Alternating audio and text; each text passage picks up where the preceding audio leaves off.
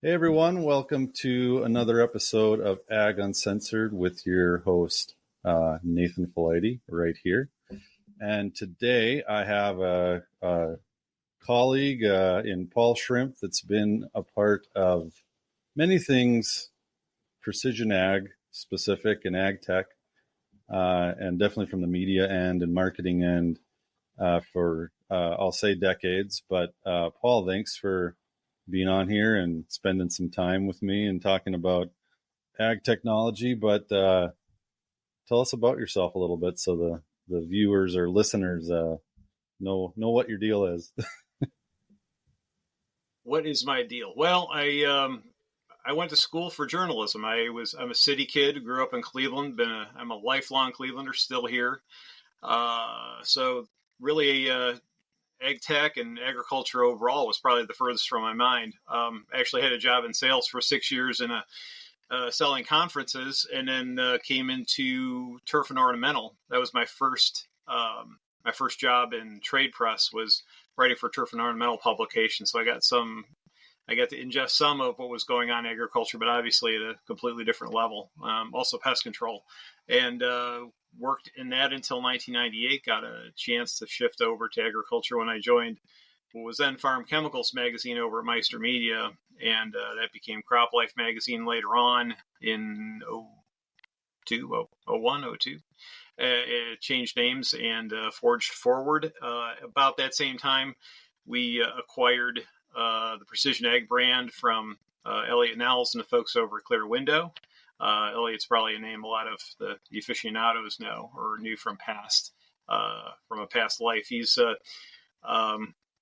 brought over the brand, brought over a lot of expertise, and we went at it pretty much whole hog from there. It became my project, my personal mission to learn about technology and agriculture, and also covered the retail distribution channel, the manufacturing side, really the value chain all the way through. So yeah. I covered all that stuff, and so that's really been, that has earned me a very successful career. I mean, ag's been great to be in. People are fantastic. When I first few visits, I went to retailers. I'm like, I'm stupid. I have no idea what's going on. Please tell me how this operation runs. And everybody was super. So as you come to ag with humility, people are very welcoming and willing to tell you everything that they're doing, which was fantastic. And so that was a great thing. I think the fact that I was coming from the city and not understanding anything, I think was a benefit to me at the end of the day, because I got to ask a lot of questions. I wondered why things were the way they were, and sometimes they made sense and sometimes they didn't. But at least it gave me a little bit more than I didn't just accept things. I was always asking, well, why? Well, why the heck would you do that? And there was always interesting answers to those questions. But so really covered that. We had the Precision Ag Survey. I work with Purdue and Bruce Erickson over there on the Purdue Precision Ag Survey, and Jay Eckridge before him, who's president of the whole shebang over there now. And we took that through, and the Meister continues to do that survey with Purdue as well. And then the conferences that we do, we started the Vision Conference. We partnered with InfoAg for a long time, and then started Tech Hub Live a few years ago before the pandemic. And, numerous little small events along the way, big data and technology, kind of local things that were kind of came and went as the different flavors of the technology month, so to speak, came and went. So, it's been quite a ride. Today I'm working independently as a communications and marketing professional. I do some consulting. I also have a contract with Ag Gateway as their marketing communications director, which is a great way for me to get involved in something I used to write about. And we can talk about that a little bit later. But it was definitely it's been interesting, and it provided a different perspective on what it takes to make technology adoption and standards stick. Well, that is, a very storied and interesting past, and I suppose we can dive into it a little bit here. Um, and definitely, and like you said on the ag gateway stuff, although I'm not going to pressure you to get all technical on that, as that is a many large elephants in a room type conversation. Uh, so yeah, I mean, and a lot of this goes back for me, just kind of remembering, and I suppose this is actually a little bit uh, before, but the first info ag conference ever I was at in Champaign, Illinois, and I always kind of just remember that. Of course, it was a whole different, like you said, things kind of evolved, and Meister got onto it, and it just, that whole world. I mean, that's kind of how I got to know you, just going to these, you hear you write, but then meet you at the shows, and everyone, has a fun time later in the night where all the real business happens, the Yeah, the cocktail absolutely. hours and whatnot. But maybe, from you getting into that, because I think it's I think it's interesting to point is, the last, I'd just like to say 10 years of all this money and investment coming into ag has been kind of crazy and wild, and you've covered a lot of that. But maybe let's back up a little bit, and for when you were kind of getting into it and seeing how all the pieces were evolving, and talk through kind of what your experience, especially from your end writing about it, from countless different groups that you wrote about, but not as many as there are today, of kind of how you were seeing things, and how groups were trying to reach out, because it was a little more, I don't know, maybe it was a more backwoods approach of how to get all this technology out in the early days, beyond some parts of it that just kind of, I don't know, you could say marketed themselves, like auto steer and things like that. But just curious on from when you first got into the technology side of ag, just what that looked like in the progression of that in your eyes.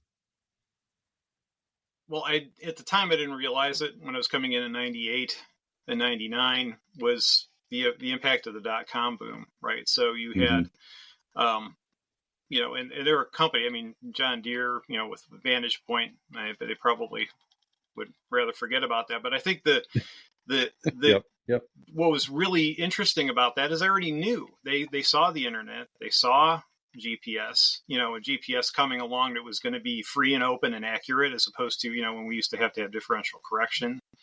And microprocessors getting more powerful and computing getting smaller. I mean, they could see the power of that. Nobody was ready for it yet, but the companies have Mm-hmm. been mulling this over for a long time and trying to figure out how to get all these things integrated. And those three pieces, to me, coming in '98, that was the big monster. Was how are these things going to come together? How quickly are they going to come together and mesh?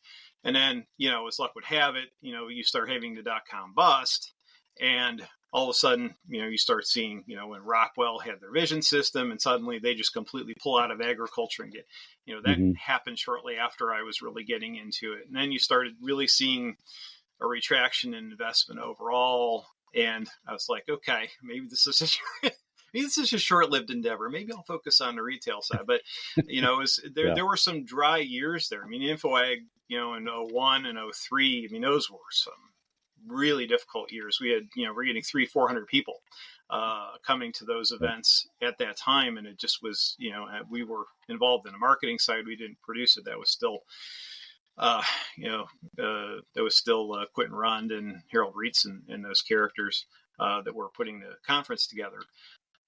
But you didn't really know what was going to save it, right? We were kind of like, what's going to be the next thing that brings technology Yeah. around? And of course, AutoSteer started coming out, and then that kind of starts the next interesting way, which to me is pretty productive wave. As you said, AutoSteer was pretty automatic. But if you recall, in the beginning, you had Trimble and these systems that were fantastic, triple redundancy, really well done, but also hundreds of thousands of dollars. Or there was Yeah. not everybody was going to be able to adopt this technology. And then you had someone like an Outback come along and start putting kits into retrofitting kits into existing machinery, and it didn't cost a lot of money, and it gave folks an exposure to this auto steer technology, and suddenly everybody wanted it. It was a real game changer. And then you had easy steer, and you had, all the companies started weighing in with, these smaller retrofit kinds of systems that would fit onto existing tractors. And it occurs to you that that's really what farmers want, right? Yeah. They have this system. Well, that and brag how straight their rows are to their neighbors. And I just remembered some of those early days. People, it'd be like, there'd be old, grandpa sitting at the coffee shop saying, "Oh, I can drive straighter than the computers and the cab and all that." And then they'd actually get in there and be like, "Oh, wow, I'm not as exhausted anymore. And I can just kind of sit back and enjoy the view." And even it changed all mindsets of farmers very fast. Something that is rarely happens. I mean, Roundup Ready is and some of those traits are similar, but those aren't necessarily as push button. Literally push a button, drive up and down. It just, and to this day, it's still, I mean, if you don't have it, what's the point, in a sense, it feels. And you can get systems for so cheap. But yeah, to your point, like, that was the thing that was needed to kind of, something needed to boost the industry to make it feel like, oh, there's something here. It's not just smoke and mirrors. Yeah, I mean, the farmer has to see that it's beneficial, and it had experienced it. I don't know what your first experience with it was, but I was still relatively new and hadn't done a lot of driving other than test driving at Maggie or on conferences. But I happened to be with someone who introduced me to a farmer, and I'm like, he had just had an early auto steer. I think it was a Beeline system, and he said. He asked me if I'd done this before. I'm like, no. He's like, come on in. And it was tillage. So it's even worse, so he puts me in the cab of this thing. He says, okay, I want you to hold on to the wheel and I want you to steer, like, okay, let's go. I'm like, so farmers did this for like 10, 12 hours plus a day. Really, you're as a city kid, mind blown. So then he says, okay, now I'm going to engage the auto steer, and you let go of it, and you're like, okay, that's reason one. I mean, that's not reason 2 or 3 or 5. The agronomic reasons are great, but reason one is, guess what? As I talk to farmers, maybe dad can go in and do that where he couldn't do it before. He was just, you get too exhausted holding onto the wheel and trying to steer. Yeah. He could actually be engaged in a farm again. It just like, that meant a ton.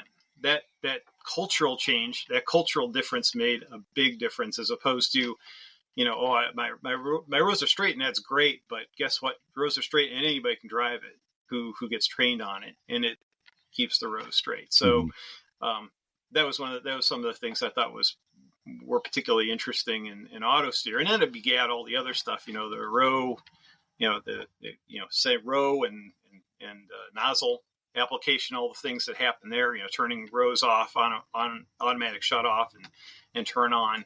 All that stuff really took us through, the aughts, until we got to, the big Monsanto explosion. So, which, when with climate and that's when people thought software was started. Some people think it's when software started in it. But so I'm not even kidding when I say that. But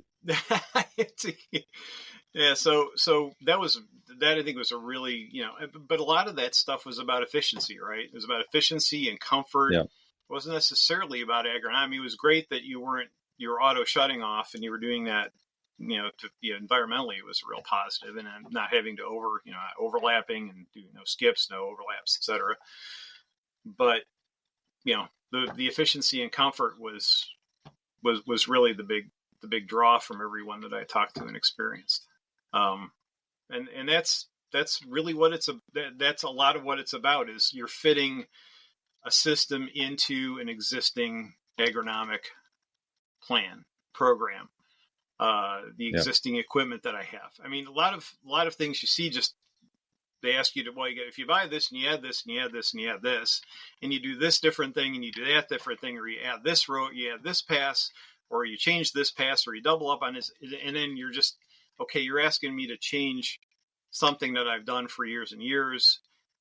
This is going to impact a lot of different things. It's no wonder that if you're not working through all those things, all those changes, and appreciating what, and I think Swain said this a little bit in his interview, was if you don't appreciate all those different changes, you're probably not going to get a lot of conversion. That makes it extremely difficult to get people to adopt technology. So that was a key thing. And I remember, I remember, of course, climate and everything that happened there, but I remember distinctly going to,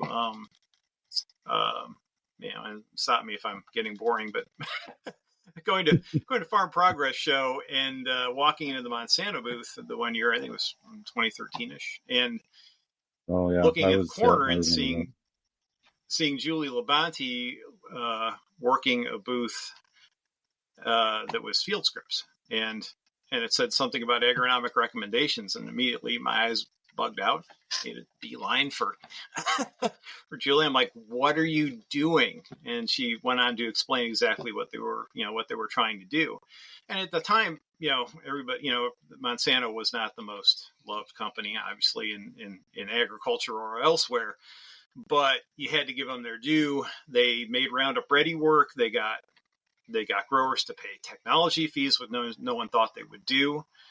They had a system that was effective, and you almost had to pay attention. You had to say, maybe they have something, maybe they don't, but you almost have to pay attention to it, right? So that was that was really, a change to me, was seeing that you're looking at the agronomic recommendations coming from essentially a seed and crop protection company.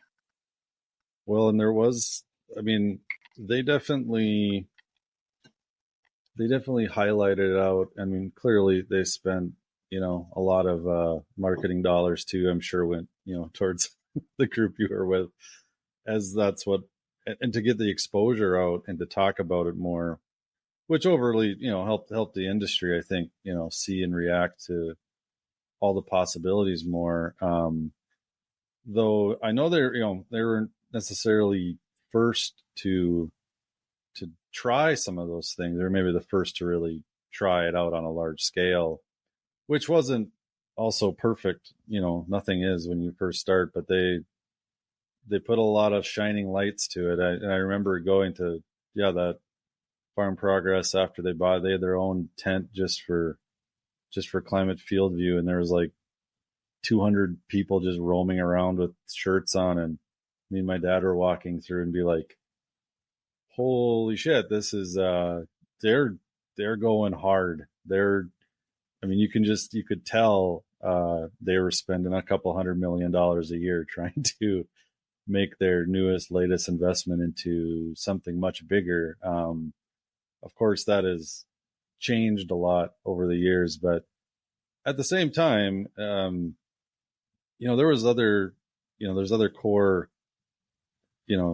softwares in ag, since the beginning. I can tell my story. I don't even need to get into it all, but, you look at the SSTs of the world and the, Ag Leader SMS, and, there's plenty others, but just, and they have been trying to, it is kind of weird because, software has been a thing in ag for quite some time, but the usability of it for the average farmer was pretty low, just because they're complicated. They're meant for the ag retail side, and that's what a lot was marketing towards.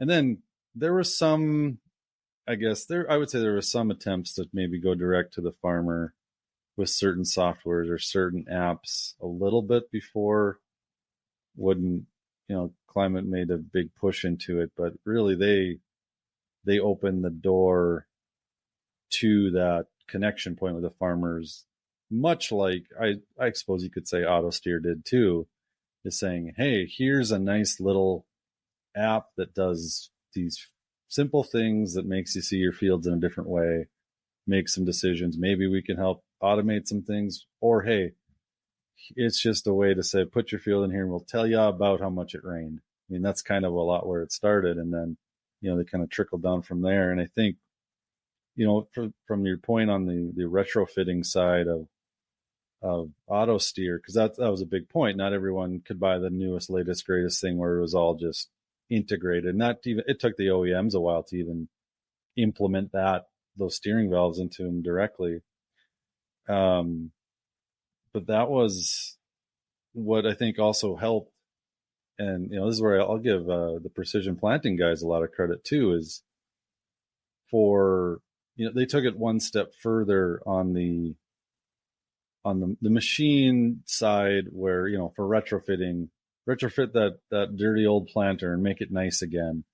It's kind of that mode in your head is you have this, you have the pickup you drove every day and it's, sitting out there, but you put a little elbow grease into it, a little bit of money, fresh coat of paint, maybe a newer motor or something, newer transmission, and it's like a new vehicle. And then, Climate bought them. And that merging of that retrofitting side, and then here's a simple software, while it still has its complications today and things have changed hands even, those are the types of things that really need to happen in the ag tech space. They need to kind of form into this glob of semi-perfection just to get attention right. And it takes a lot of effort and time and money to get people in ag's attention. And, before we got in the call, and we've spoke about it before too, is another point before that, before the, Roundup and genetics, one of the biggest things that ever tech-wise happened in ag was something as simple as, we take for granted today in the air-conditioned cab. That made it easier to go up and down the roads. And I think that's always a fun analogy of yours.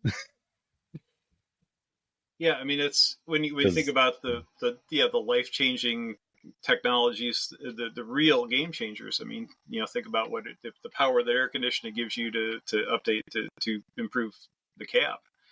I think it's a comfort thing, but it's also all the technology you can put in. You can keep the air clean. I mean, it's just like the things it begets is absolutely astounding, and it's simple, but it's pure. It works. Well, and that's one of the tough things, when I hear, today is, there's now thousands of different software pieces. There's more and more hardware components that ones can add and add on from multiple different groups. And I've been trying to think, what is that next big thing that just is like, holy crap, this everyone wants and needs it. And it kind of changes the game, because it feels like I don't know, you could call it every 10-ish years, something kind of pops out and they're like, oh, okay, that now exists. And it's kind of hard no one ever knows exactly what it is, but I would say right now, I mean, there maybe was this push to say, oh, it's carbon credits or something like that. Well, that's kind of fell apart. But I don't know, to me, it might be biologicals, but there's just so much noise. It's way different. I don't know if that's it. Do you have any ideas of what that thing it's kind of moving around that you think could be that thing, or what's your thoughts? Everything today is very diffuse. I mean, I think, in serving on some advisory groups for conferences, and asking me about it, I think that is the toughest part, is what do you talk about that's really meaningful? What innovations are pretty close to coming to the farm that the folks haven't already talked to death. I mean, we've talked about, we're talking about AI, we're talking about robotics and as you said, biologicals. There's things that are out there, but there's I don't see any home run quite yet. Yeah. I haven't seen anything that just like sparkles and says, yeah, we need, everybody's going to need this. I think I think automation is, what I wonder is there an auto steer of automation? Is there someone who's going, is there, I guess, or is there an outback of automation? Is there someone who's going to come in with something that's retrofitting, that does some basic work, that takes away something that someone does manually, whether it's, it's the whole, the grain cart thing, or if it's a tender thing, or if it's something within the operation that can be done, that doesn't have to be done by a person anymore. I mean, that continues to be the big thing I hear, hearing it, heard it, at Tech Hub last year and other conferences, is that there's just so many positions that are open. You're seeing more and more retirements. You're seeing more and more mergers trying to solve that problem of where do we find people, and it doesn't seem destined to go away, and in some places it's going to definitely continue getting worse, because folks aren't staying there, or there's just not enough kids being born to fill these positions. So you think you figure it's going to come from somewhere where it's going to be something that's going to aid. It's going to aid where people are just simply not available. But is exactly, I think what that is hard. Well, and myself growing up in a small farm and in a small community, I mean, I didn't have a big class. I mean, town was 500 people, and now it's half that. And farms are getting bigger, and it's because they can use some of these technologies that everyone's been pushing. But sometimes I look back, and I mean, something was destined to change anyways. People were leaving the country anyways for better paying jobs, nicer things, go to a movie theater. And of course now that's changed now too. You could just watch from home for a lot of stuff. But there's a place for technology, but then there's also a place to kind of hold it back a little bit, especially I feel in the farming world, where it's like, yeah, that's like robotics is a great example. It's like, yeah, that's cool. And that's great. And I see plenty of it. I'm next to this grand farm up here where they're testing all these robots and drones. And I mean, I think a lot of people thought the next big thing was drones, and I had a lot to say on that, let's just say at least. But there's also that other end. It's just like, for robotics, my challenge has been, okay, that's great. But then I see, some of these drone sprayers out there, or, groups that want to have swarms of robots or small tractors. And it's cool and all, but then I think, okay, where are you going to get the people to actually kind of operate those things? Because they're not fully automated. You still have to refill it with seed or chemical or fuel or charge the batteries. There's all these other functions. There's different functions. There are new functions of ag that exist because of new technology, but they're harder to learn. They're harder to support. And there's not enough people to support even the normal process of just getting a guy to drive a truck or a combine in the field, whether it has the latest, greatest technology anyways. So there's a limit to automation in our current form and function in ag. And I think that's why it's so hard. And yeah, maybe AI is part of that, but then what does that erode? Do you have an AI crop insurance agent?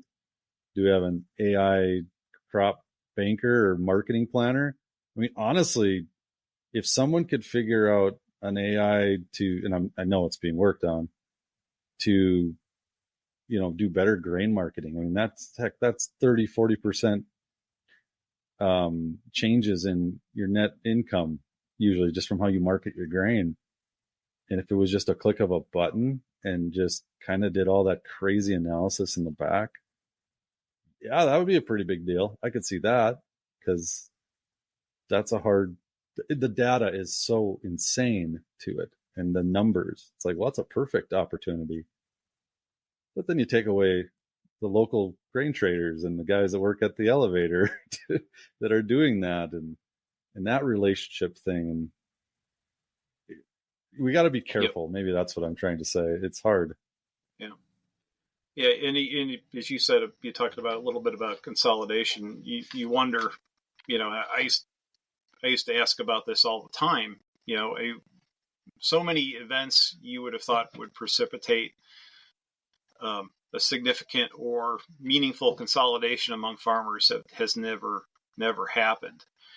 Mm-hmm. And it's happened, but not nearly at the scale you would think. And as you said, a lot of these technologies are built for the big, what would be a big operation where all you care about is production and movement. I mean, you're just about production and moving product and keeping things going, as opposed to I love farming. Farming is a lifestyle. It's no longer, because we talked about this, farming is a business and, and the need for that. But, what's really the support structure today from the government standpoint? It supports farming. It supports all farmers. I mean, it doesn't favor the outstanding performer, does it really? I mean, it supports everybody. If you're doing a good job, if you're doing a solid job of farming, and things don't work out for you, or you have a bad year, there are ways that you're able to pick up the pieces and carry on. And I'm not saying that makes farming easy. It certainly by no means does it. It's an extremely difficult, extremely stressful position to be in, to be a farmer. But at the same time, if there's not enough that penalizes those who aren't making the grade, so to speak, or aren't excelling, or there aren't benchmarks for you to excel more, then what's regulating it? What I guess mechanism in the world of capitalism is making that occur? Really, there isn't that much, or it's a fairly relatively small amount. And not that you want that. I mean, you want that to happen. I want people to throw tomatoes at me, but I mean, that's kind of the way it is. It's not a system that's designed to change, and there's no incentive. Sometimes there's not much incentive to take on some of these technologies, to do something beyond the pale. No, I mean, so when folks in technology say, well, why won't these farmers adopt? Because they really don't have to. They are, they are solid stewards of the environment. They are getting solid, returns for their investment. They have to look at the numbers every year. Some years the numbers are great. Some years the numbers aren't so great. And that may affect the technologies they use or their reaction to the technologies. And some things that look great last year look lousy this year. So I don't know. I'll let you kind of react to anything I said there, because that's stuff that I used to wrestle with personally as an editor and a writer, and trying to be as empathetic as I can with the situation, encouraging, adoption, but at the same time being realistic about, I can't encourage, if I can't encourage these guys into a black hole, they're going to say this guy's an idiot. He doesn't know what he's talking about. So that affected me as a writer and as as someone just observing agriculture. I don't know. I hear that because, as I've been doing, dabbling in the writing and the media thing. I mean, as I'm sitting and we're doing this right now, is one of the kind of the points of me wanting to do this and writing was to talk, to ask some of those harder questions. But sometimes it's really uncomfortable, especially, I have friends and family that farm, and it can get frustrating. Like, why aren't you doing this? It's right here. It's affordable. You can do it. But on the same vein, I know 100% why they don't do it, because what I tell people this all the time is like, I don't necessarily want to do any of these things, make my funny memes about ag or write about it or go to these shows. I actually just want to farm. I just want to find my way to go back and farm. I did a little bit, and I want to do more. That was the whole dream. And I think back, as like, I've seen every single piece of technology that exists in ag on all different factors of it, just through going to places, talking to people. And I think it's like, well, if I did get the opportunity to farm again, I almost wouldn't want to use any of it, besides probably auto steer, because let's just be honest, I wouldn't want to be the only farmer not using it in an area and look like that asshole guy. You don't want to be that guy. Yeah, but I mean, I've been touting variable rate from satellite imagery for, with my dad since I was a kid. Literally was part of my science project that I did, and talked about it in papers in college, and like, God, I just don't. It's even for me, it's like, you can get tired of it, and that's what a lot of my farming friends and my family members that are in it, that's how they feel about it all. They're like, yeah, that's great, but I just don't, to your point, I just don't really need to do it. I'm making money, I'm going on my vacations, I'm doing my things. If it's a bad year, yeah, it sucks, but I still, for the most part, can do my things that I usually do. There's been good years I saved up some money or paid off some assets or whatnot. And I hear, and then you said this a little earlier, is, many take it as, farming's a business. It's like, well, yeah, of course it is. Anything that you do to try to make money is inherently a business of some sort. But yeah, that statement comes a lot from, I'd say, the top 5-10% of farmers, and the ones that are actually using more of the technology, because they're run a farm like a CEO. And I'm like, I've met CEOs of major companies, and I've met farmers, and while there are some traits that exist, call it I'll say, and I have this just as much as anybody does. There's a skepticism with everything. There's a little bit of narcissistic tendencies. There's a lot of stubbornness, and you'd put a little selfishness in there too. That's just kind of how it is. I don't know, but so I see some of those common traits. But farming's way more cultural. It's literally in the name, agriculture. It's not. We can't forget that. I think a lot of things in tech, especially lately in ag tech, and all the investments and investors coming in, VCs, whatnot, they don't see it that way. They haven't looked at it as a culture. They've looked at it as purely as a business. It's like, well, yeah, well, it's not.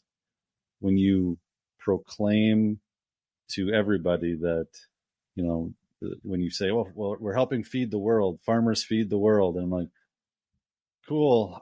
Yes, inherently that is kind of part of the description of a farmer, but it's also not the full story. And sometimes marketing has gotten lost in that. And I know you've probably seen that more than probably anybody, on how many companies are trying to feed the world and how many of them are actually doing it. I guess that's a good question. Yeah. How many companies in ag tech that have the line feeding the world are doing it? That has done a bigger disservice to agriculture than pretty much anything, as far as marketing. And that was like the 2014, that kind of that boomlet that came through. That was the proclamation on every website and every presentation. I put a Twitter post out, and I said from now on, every time I hear someone say 9 billion by 2050, I'm going to boo. And I got 100 people, within a day, 100 people liked it. I'm like, it was just like, people were sick of hearing it. It was an excuse to, it was like 9 billion by 2050. So here's your app. 9 billion by 2050. So here's your little software nugget. It was like the most absurd little, nothing kind of technology that they try to release. And you're just like, really, you're going to hide behind that number and tell us that, this is the linchpin for feeding the entire planet. It got people excited for a little bit. It was like, yeah, this is something we got to do. But it was just like, then it just became cliche, and people knew that it was going to be, what they were going to get was probably horse hockey. The next thing that came out of their mouths. Yeah. I think the first time I even ever heard it, because it came out with that, what is it, the World Economic Forum or something, or World Food Organization, I can't remember. Yeah. And even the first time I heard it, I was like, ugh, no, please no. Just put that back in the box. Back in the box. Well, and what's so, talking through it with others, and, to your point, everyone kind of had the same thought process after a while. I was like, please just shut up about 2050. We don't even know if we're going to make it there in our political environment. That's what we said. No matter what side of aisle on, everyone's freaking out. And but some of the truth to that is, and I think there's parts of it that have definitely been debunked. Yes, clearly more people are living on the planet day by day. Sure, there are food scarcities in the world, but I've been seeing a lot more lately, and some people talking about it on other podcasts or blogs, is we have an overabundance right now. Of course, transportation of food and getting it actually to people in safe and healthy ways. The distribution is more of the problem. And I get that a lot, because, from dealing with the data side of ag, especially with imagery, for years, it's still done today, and this can be any data, it doesn't really matter. And it's like, oh, we did this process and it shows this. And so hence it can save the world. It can save this field. It can save that farmer. It can make them more money, and they spend less on inputs. I'm like, yeah, okay. Yes, you are correct in that statement. But you just did one example in one area, and your information came from one field. Maybe it's a biological thing. Maybe it's a new seed variety or whatever, or some analytical big data process, whatever. Scaling that and distributing that process is insanely hard to do. And it's like so much money came into ag thinking, oh, it's just a money problem, is let's get this data to here and X happens. It's like, yeah, that works good for maybe social media and things like that. But in ag, everything's different everywhere. Even, from your end marketing things, I'm sure there's plenty of times you saw something that someone's marketing this where it works for everywhere, because, they're feeding the world, their statement is. But most of those things work in just a very small little niche locality. And I don't really have an answer to how to help that, but yeah, distribution of anything in ag, just because it's crucial to everyone's, people need to eat. The marketing needs to get better around it. And do you think it has, from your perspective of how ag tech is being marketed now, or is it still like, what are the pros of, or the highlights that you see that it's happening, it's changed? What still sucks? And a loaded question. It seems like folks are, to me, I think the good is, I think folks are to some degree going back to the drawing board on some of these technologies. Like you're seeing, mm-hmm. You're seeing folks going back, looking for partners, kind of self-examining, drones kind of gone through different things where, it's, yeah, I remember the first time I went to the UAV Expo in Vegas, a guy came up to me, said, my famous line was, "I got a drone and I want to get into ag." Like, seriously, you're really seriously asking me that question right now. So but that was like over and over again. We'd hear that. We get calls like, yeah, how do we get a drone? And it's like, you Mm-hmm. don't, dude. Just stop. Please stop.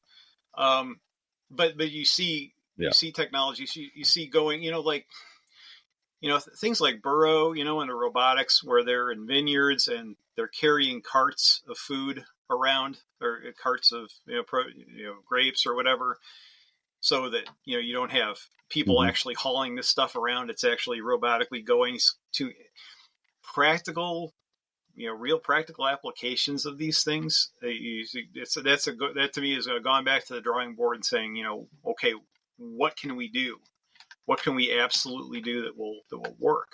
And that was one thing. I was really impressed with Semios, and again, it's another West Coast company. But some of the things that they were doing to with putting out pheromones and pheromone puffers, and measuring freeze degrees on certain crops. I mean, what they were doing was really going to the producers directly and finding out what they need, and just getting, going producer by producer and farm by, or outfit by outfit, and just saying, what can we do in tailoring those technologies to what they needed. Now those are higher value crops and that stuff. But again, it's not just it's not a, you don't see as much of people producing something and just saying, okay, here, just going out to market, anybody that comes along. They're actually, I think we're seeing, certain areas we're seeing more, a retrenching, retargeting. But since I wasn't in, you probably could say more in San Francisco what you saw, and I haven't listened to everything that you've done so far, so I don't know how much of a download you've given on that. But again, it's does it seem to you like we're seeing a lot? Are we going back to the future and seeing a lot more things being released that upset you, or are you?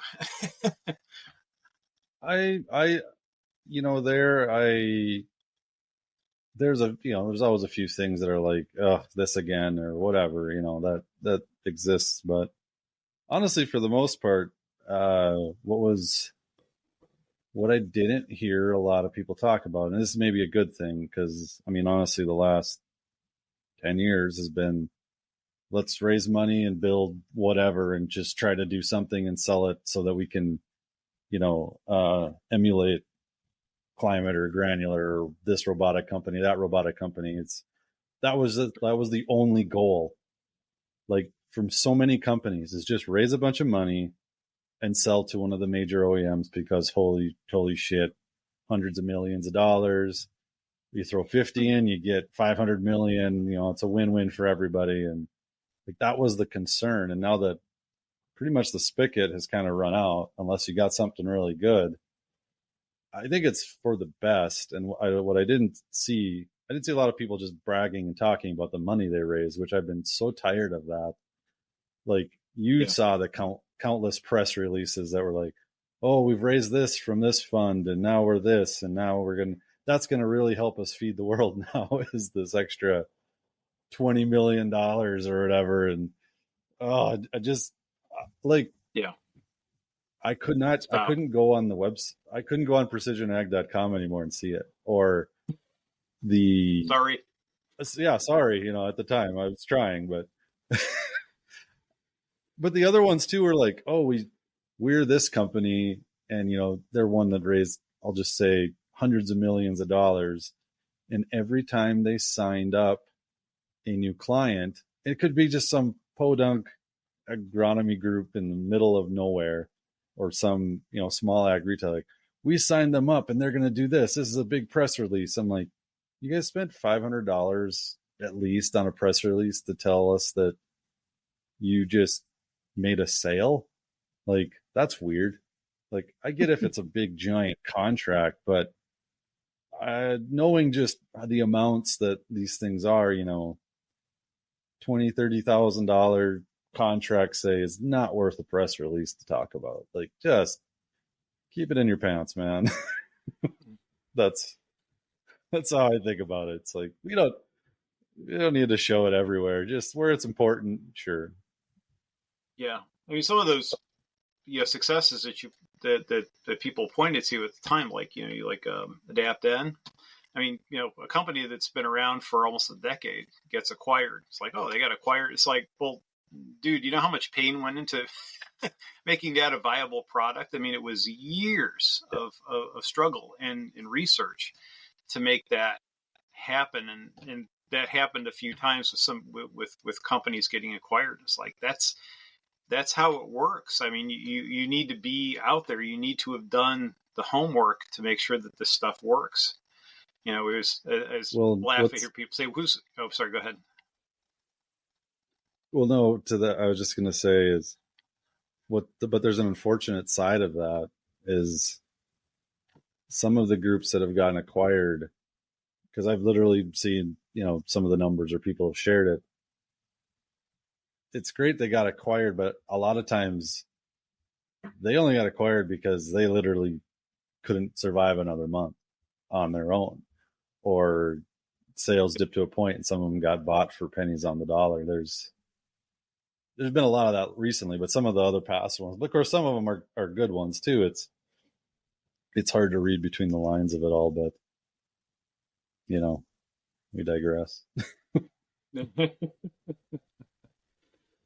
Yeah, it's some of that I wasn't as privy to in terms of the numbers. You could kind of assume that they were running out of options for some. It just was you couldn't find anybody that was using the products, or it was the same 5 or 6 people that you knew were using it that wasn't growing at all, and so when they sold it wasn't a huge surprise.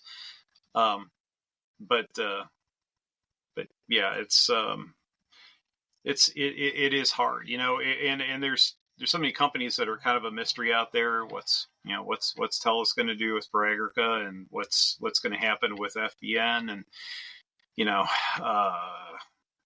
and we watched FBN really closely. Obviously, in the retail market, we were that was something we were following, and throwing barbs and exchanging barbs at times, and it was interesting, but there was just a classic case of let's throw another log on the fire and see what happens. It was just like insurance, and it was all the different things, the different aspects that they added to it over and over. You're just like,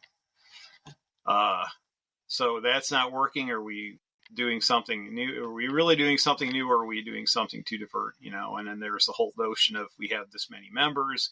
How many of these people signed up and never contacted you again versus actually, are engaged with what you're doing? It's all that stuff. It doesn't bode well for technology overall. It gives everything kind of a bad taste. And so I don't know.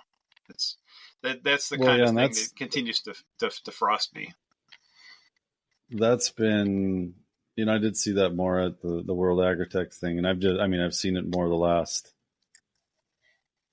definitely 2 years, is just this, yeah, okay. And then, something doesn't work. And there's quite a few examples that I've, made either memes about or written about, and others have too, is, yeah, there is this there was this fascination with technology coming in ag to solve all these giant problems. None really have, the tried and true factors still kind of work as they worked before. A few sure are doing some good things, but then again, the amount of money that's actually made from it, it's very hard to define the ROI of just the company existing versus even what they're doing. Like, the product might be great and it can make money, but there's just not enough people to utilize it for the company to make money. But sometimes it can be vice versa, or even whatever is being touted doesn't really help anyone. It was kind of built to be built because why not? And,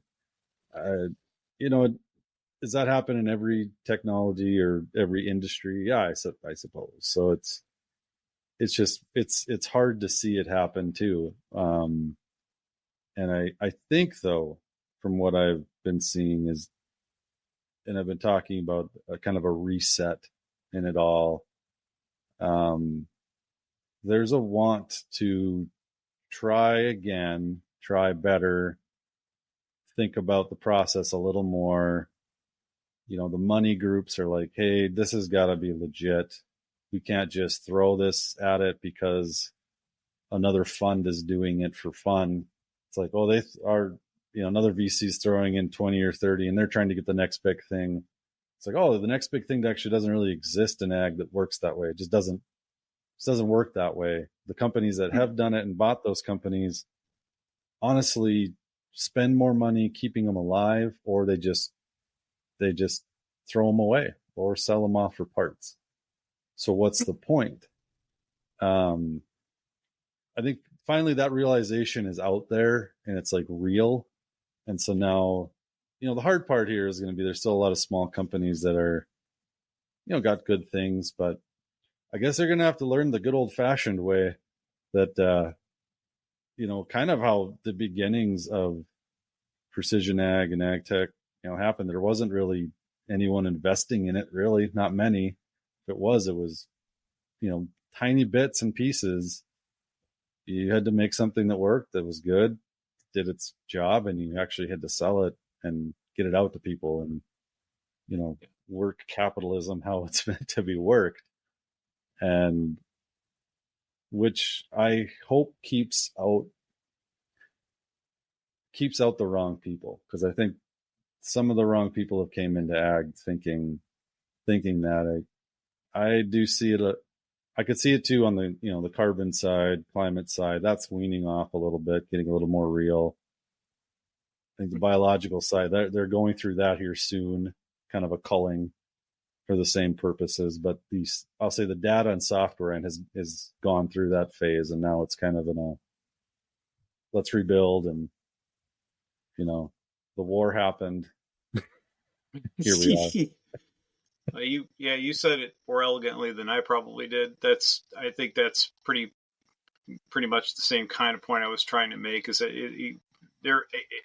you're right. I think it's a good thing that we don't have a big hammer kind of looming, because you're right. People have to retrench. They have to go back and think about what works and what doesn't work. How can we make this viable in the agriculture community? How does it, and who's getting the value and who's going to make money? And it's all going to work out.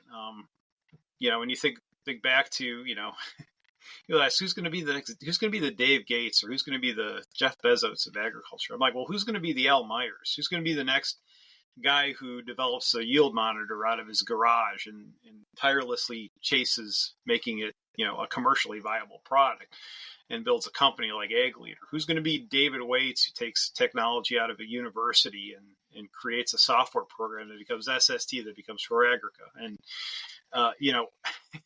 again, these people have made friends and enemies, but you have to sit down and respect what they built and how they built it out of nothing. I mean, you think about precision planting. I mean, that was like going to precision planting thing was like going to church, right? So you go that big cutout of the soil and the seed and the singulation, and it's like it was like going to church, and here the preachers were up there talking about it, and the believers were all around, and they organically bring people to the fold based on the results that they provided. They didn't try to ram it too hard. They just tried to show it. They demonstrated, show by success, and then get people to climb aboard slowly and be aware that it's not going to be fast because it's agriculture.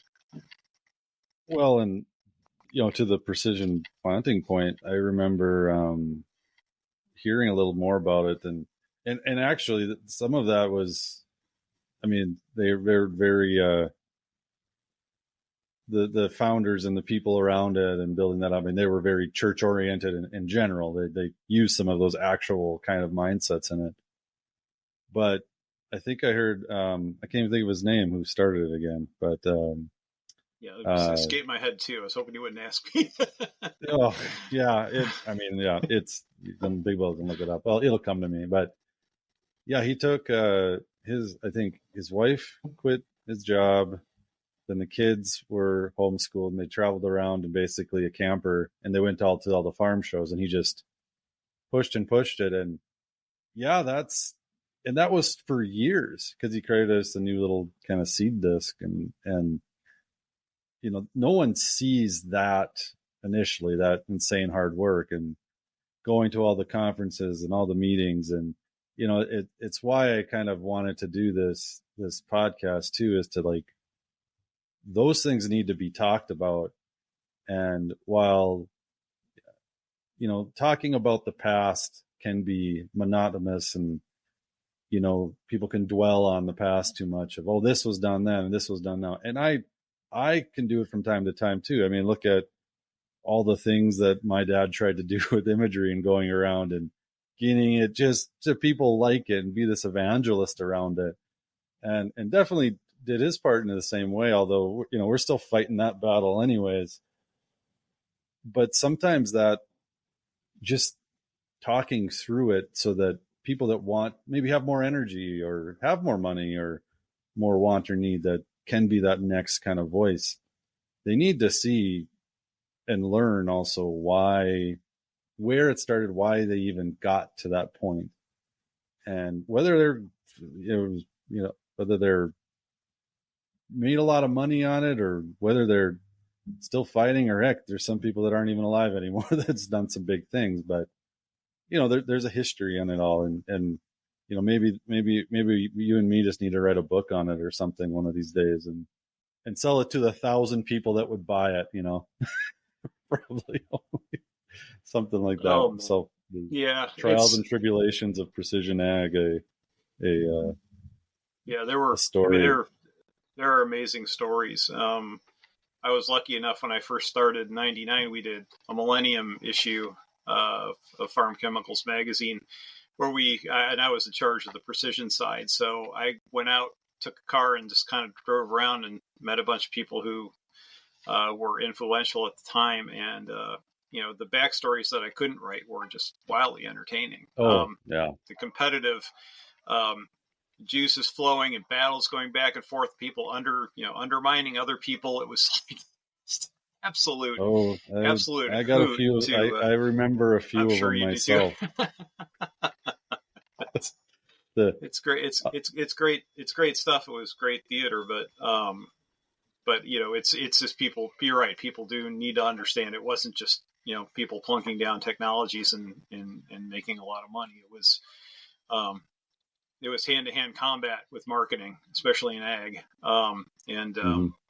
It's the ones that survived really work hard. I mean, I have a fondness for David Waits. I know, again, he was a lightning rod, and some loved, some didn't. But my first show, I was at International Conference on Precision Ag, and let me tell you, I sat through like the presentations that they had there. And I called my boss and I'm like, I think I need to quit because I don't get any of this stuff. This is insane. And there's all these international, like, the professors come together, and it was like the ridiculously minutia they would go to in terms of their studies that they would do. I'm like, they're just like, it's like, hang in there, it's okay. So I saw Dave on the show floor, and he took me. He's Dave is like, so what do you know? I'm like, I know nothing. It's like, come on in. So he sat down, and they were turning the lights off by the time we finished. He sat down with me 2 hours and went over everything. And it was, some of it was, of course, geared to SST, but a lot of it was just general knowledge about technology. I mean, he wasn't going to sell me anything, but he knew, I'd probably be a future writer, and maybe I'd write about him at some point. But I mean, he was, that's that kind of stuff. It doesn't go on as much as it used to. I think that there's a certain, passing of the torch, passing of knowledge that probably is lacking. Even if you go to, Tech Hub or something like that today, it's not, there are some of those old timers are, they've retired, they're just done. They've moved on, and you kind of got what you got. And that's okay, but there's something that I think there's some things that the next generation coming up could probably pick up from that would be helpful.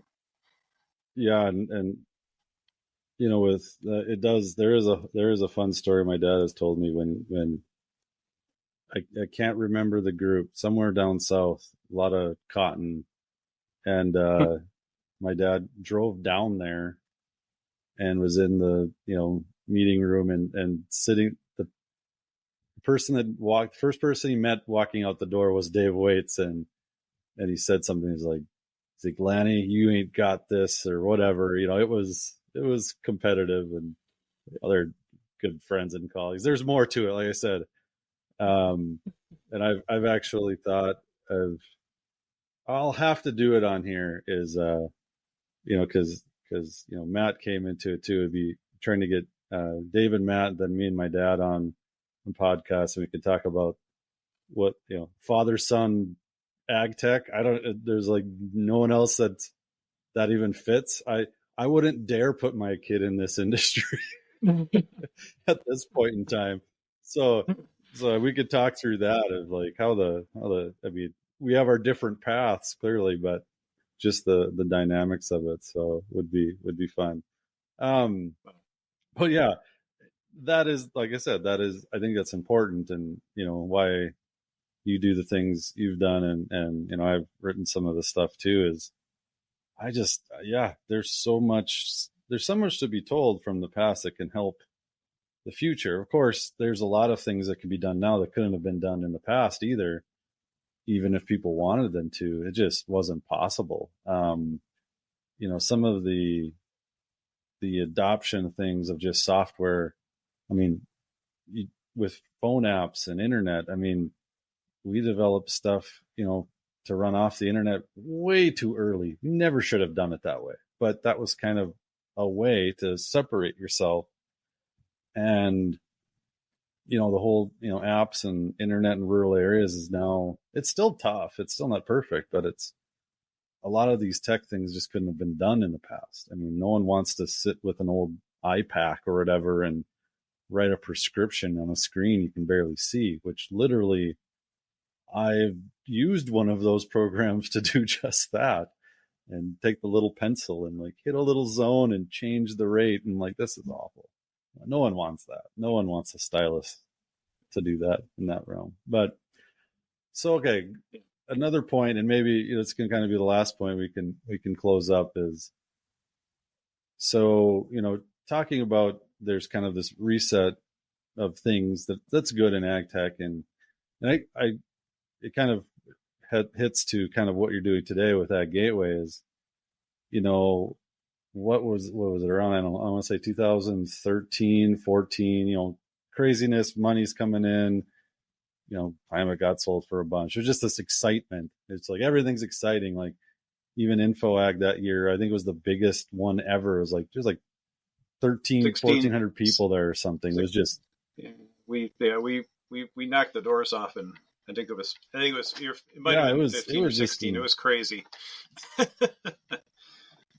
Yeah, and it was just insane. But that there was that kind of first year where I don't even know how it happened. I'd have to ask some people. I can't remember exactly, but it was like, oh, this Ag Gateway is a thing, and they were doing things before, but it's like, well, now we're going to solve this precision ag equation of multiple formats and standards. We're going to try to get this going, and all these people showed up at the John Deere headquarters in Des Moines and got together, and everyone's talking, everyone's exciting, and then it's like, okay, now we'll have this other meeting, and there's just all these like little follow-up meetings, and it's like, oh crap, okay, getting into all these other processes that a lot of us guys in the industry just weren't used to. And it's like, okay, the standards process is weird and complicated, and then it's like, oh, this takes a crap ton of time, this is really hard, and then people started kind of leaving because they're like, yeah, I just don't have time for this. They went to sell to other people that were there trying to do the same thing. And there's been almost there was a build up and a want. Some things kind of were done, and there's been progression. And now I've started slowly, and maybe it's because of you, writing and doing the marketing things. There's been this more, I'll say it's been a slower buildup of what Ag Gateway's trying to do. and kind of maybe re-engage the whole standards conversation. And I've talked to some others, AEM, you have ISO, you have all that stuff kind of building up, because, talked earlier, a lot of these core problems in ag, we're like to a precipice. If we can't all communicate, have these base infrastructure pieces, that we just can't go much further. Adoption can't get much better. It just can't. There's a hard limit. So maybe speak to that a little bit, not necessarily the technical aspects about, but what is the message now? Well, I think, and as I said earlier, to me it was, to make this changeover and kind of champion what Ag Gateway's doing is because I saw those same kind of limitations. I saw, even in my writing and in technology and doing the conferences, that we're running into that same last mile conversation. We have to make these things interchange. We can only go so far if the data isn't rock solid, isn't transferring across equipment and across systems seamlessly. And so in getting into this now, into my third year here, it's definitely a process. I think what they're trying to do now is break these really large problems into, I would say, manageable chunks that working groups get after.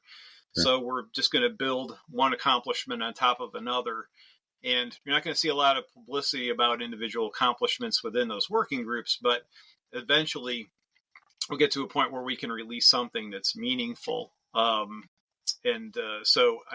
I think, certainly not over promising, but trying to deliver pieces that move the needle a little bit at a time. I think some of the frustrations with Ag Gateway were there'd be a lot of discussion about the same kinds of issues. The meetings would just kind of run into each other, and we'd rehash and then go away and come back and have to rehash those same issues again through the old structure. The new structure, with meetups that identify the problems, working groups that say, we're going to do, 6-8 weeks, we're going to work on this, and we're going to come up with, at the end of this process, we're going to have something that builds on what exists. Then continue that process moving forward. I mean, we're about a couple of years into that, and that seems to be working now. So that's really the message, is that we are chunking away at these problems. We are, we're trying to build off of successes that we have, and that'll continue to be the case. And we're just trying to get more folks involved in the process, by saying, if you're interested in, field boundaries, if you're interested in, some of the projects that we're working on in irrigation, we're getting into the dairy area right now. If these are of interest to you, come, you consider joining. If you join, you can get into a group get into a working group that's going to get something done. You'll see how this unfolds, and if this continues to be of interest to you, then you can stick with it, as opposed to as you said, the impossibly long process where little things might get done, but there's nothing, there's not that meaningful piece. And there was a lot of activity, I think, as you said, in that 14 to 18 time range. A lot of things were gotten after, but as you things ebb and flow, and sometimes you have to kind of rethink, readjust how the processes to get things done, especially when you're, as you said, you get past the excitement period. It's like, well, what's next? What are we doing? How are we continuing to pay that back for our members? And that's, this process, they said, seems to be working fairly effectively. We've got a really good team in place. Ben Craker's been a great addition on the portfolio side. Jeremy Wilson, obviously well known in the industry and North American director, and Brent's doing a great job heading things up and kind of letting us do our thing. That's what I can tell you, and I can't say that we have, there'll be announcements coming out with some things that we're working on, but we're trying to deliver what we promise, and make continuous improvements in what we've got going on. Well, and to that point, there is probably the most, I mean, ag is, in a whole is honestly probably the most complex industry on the planet because there's so many pieces it affects.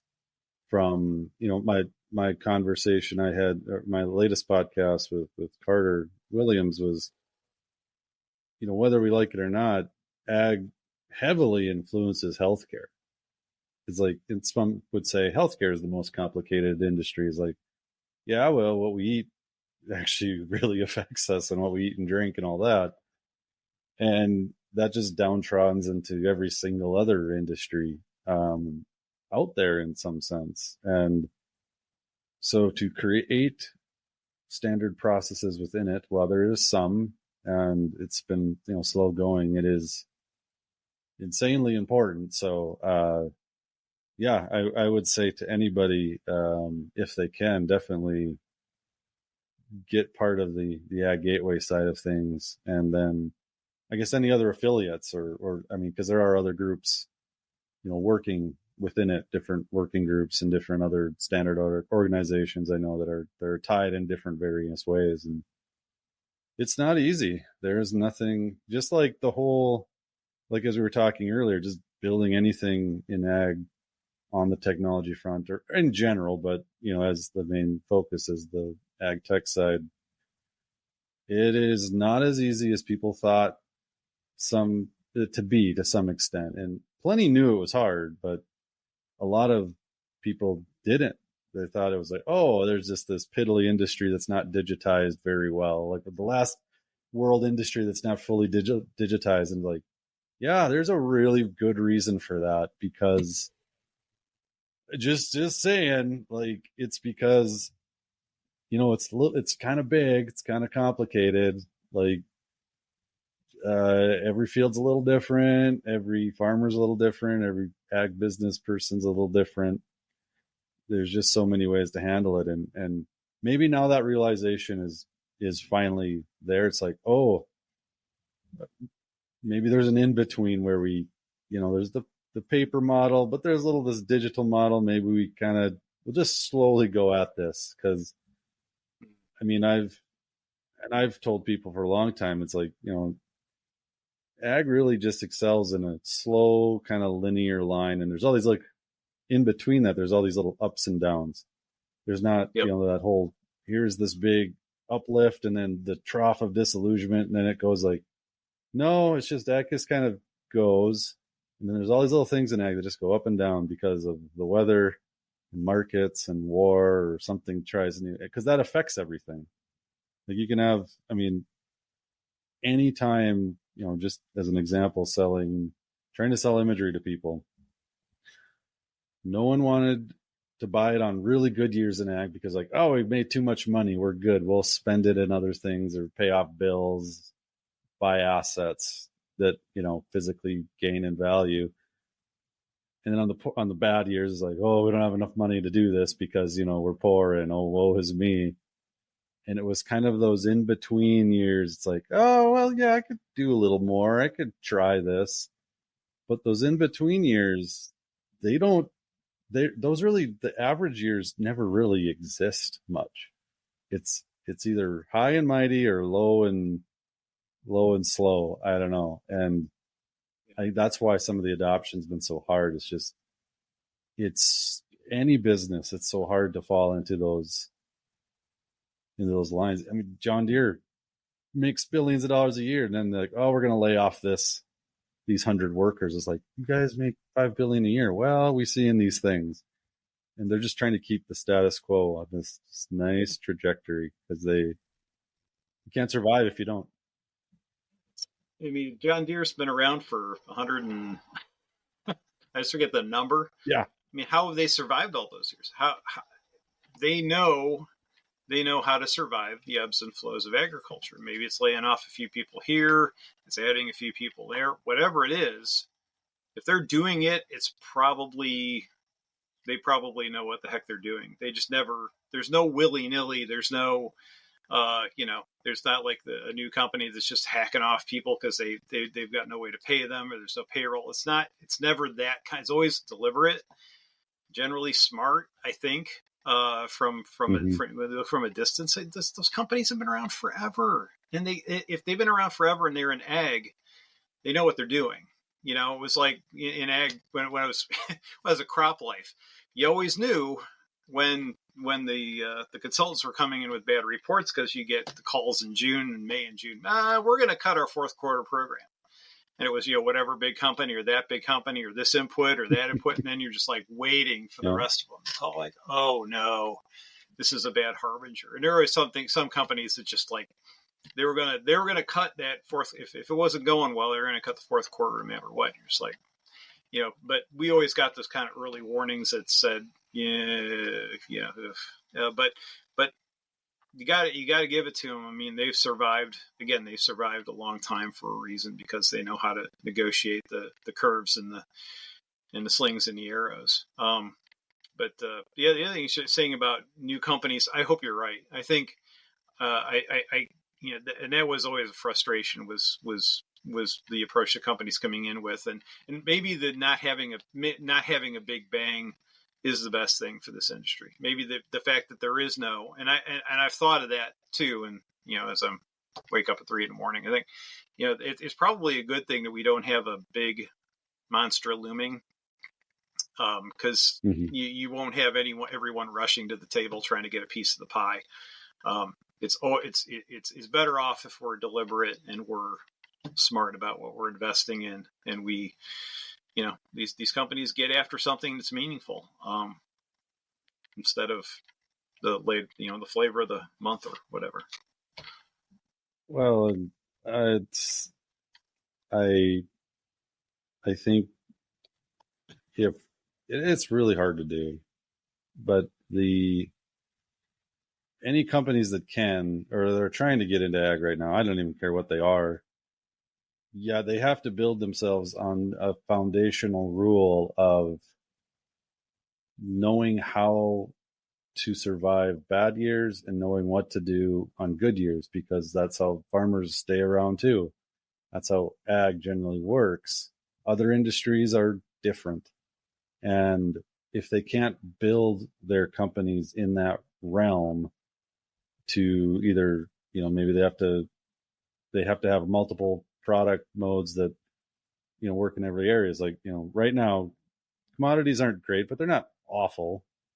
But then the cattle industry is super high right now. And that's, can you create something that fills in the gaps here and there to kind of keep going? And so many were focused on one problem. It's like, well, there's a reason why farms produce multiple crops, is they spread out the risk. Very rarely do all crops do very well in the same year. So I think that's something that the people that are in, especially the technology side, need to think a little bit. And you could have the same product, but you just maybe marketing to different types of groups. Because, I mean, on my story of the imagery side of things is, same the consultants and ag retailers and those groups. I mean, it was these ups and downs, but then we had some contracts with crop insurance companies, because those are pretty consistent. It's like there's always going to be a loss somewhere, and helping them track some of that and do some of that. I was like, okay, there's at least that is. So it's like groups need to find what are those consistent things that are just, they're always going to happen, and someone always needs your service to some degree, where, as to your point, consultant groups and ag retailers, like, they're just going to survive the ebbs and flows because they are more centrally minded in what they're doing, and they have to follow the weather and the markets in their area. They have no choice. So right, exactly. Lots to ponder. Yeah, well, I'd say one other point I think was interesting to me, and I was talking about consolidation in farming earlier, was how expensive it is for farmers to expand. I mean, when you talk about adding land, the resources that needed to be added, when I was fairly early in the career, I didn't really appreciate the resources that would need to be added. As I started talking about, well, what would you need to try to what would you need to get that other piece of land, or add this or that? And it was almost a doubling of Yeah. equipment, of everything. It's Sometimes. like, seriously, really? That's the only. And they'd be like, yeah, that's. And so you start unpeeling the onion, and you're like, okay, this all makes sense. This is why consolidation isn't happening so rapidly. This is why everyone's so gradual and thoughtful, and and not, not just hopping on stuff, unless, there just isn't, there may be some folks with that kind of scale out there, but there's a lot of folks that most folks don't have that kind of scale where they can do that quickly. That's maybe why most farmers I know, there's all, like I said very early, there's always a level of stubbornness, because you want all these things and you want to grow in certain ways and get that new piece of land or new equipment, and you're just like, I can't. And it's annoying. So you become kind of just stubborn in your ways. And you're like, well, I guess I'll just use the old stuff, or I'll use the old ways. And you can kind of get stuck in it. And I mean, yeah. Yeah, I mean, the way farming's hard enough, right? I mean, just farming normally, and then you're going to add this other layer of stress on top of you, with these additions. I guess, if that's what you live for and you're ambitious about it, and you're really all in, and you're ready to take that leap. But I'm not sure how widespread that feeling is. Well, it's going to get interesting here soon too, just because of, the age of farmers have gone up, and in ag in general, people, like you said earlier, there's people leaving in droves, retiring, and on the farm side, I mean, yeah, some people are dying, or they're retiring and getting out, and giant land transfer is going to happen, and it's going to change a lot of things. Some good, some probably worse, I suppose. But if anything, maybe, to our talk earlier, is like, what's that next big thing in ag and in the technology side that expands everything or gets more people adopted? Honestly, it might just be that. It might just be all the things that need to happen for this giant transfer of knowledge and land from one generation to the next, because it's all kind of forming up into this huge chunk, and it's just all the pieces within it. But that is the mechanism that creates this kind of next big thing. And as long as the tractors don't turn on us, I guess that's probably, with AI robotics, maybe they'll do a better job, and they won't be stubborn at all. They'll be like, yeah, I love driving up and down this field a billion times, because that's my purpose, and also to control human beings. And like, well, we can just sit around and watch, and you make our food. Fine, you win. I got enough worry with the urban overlords taking over my house. I'm not sure I want to worry about the rural overlords coming to the city and taking over my house too. That's not good. Yeah, but yeah, it's a fun mess. But anyways, yeah. Well, I think we've gone through quite a bit here, Paul, and thanks for coming on. And it's always good to talk. And I'm sure see you at some shows here, conferences soon, if I can get out of my house of children and busyness there in itself. So you got the youngins. Mine are 25 and 30, so I don't have that kind of stuff going on. But yeah, I'll say I would be at a lot more farm shows and conferences if they were a little older, just to kind of do all the things that I kind of like to do. But anyways, no, thanks for being on. It was good. And absolutely. I mean, this is something you and I talked about a little bit, just in general, about what it would be great to talk about the history, or to talk about things that are going on. And I'm thrilled that you're taking it on, because it's just not something I've even had time to muster up energy for. But yeah, this is great.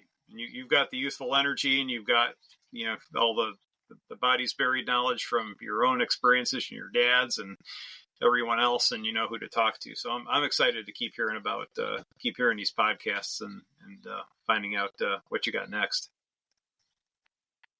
Well, thanks, and appreciated to hear that. And yeah, there's a few that I got lined up that it should be interesting. There's going to be some, I don't know, more just normal everyday ones, but yeah, I just got as a note for the podcast, anyone who wants to send me free money for doing it, by all means, I'll take it. Just because it's become just a labor of love around it so far. So I just it'll turn into something grander as it goes, or it won't, and that's okay. But anyways, once again, thanks, Paul, for being here and for this latest edition, and thanks for everybody listening out there or watching. An hour and a half. Once again, these get long, but good fun stuff in there. So thanks again, everyone, for watching this Ag Uncensored podcast with me, Nathan Politi. See you later.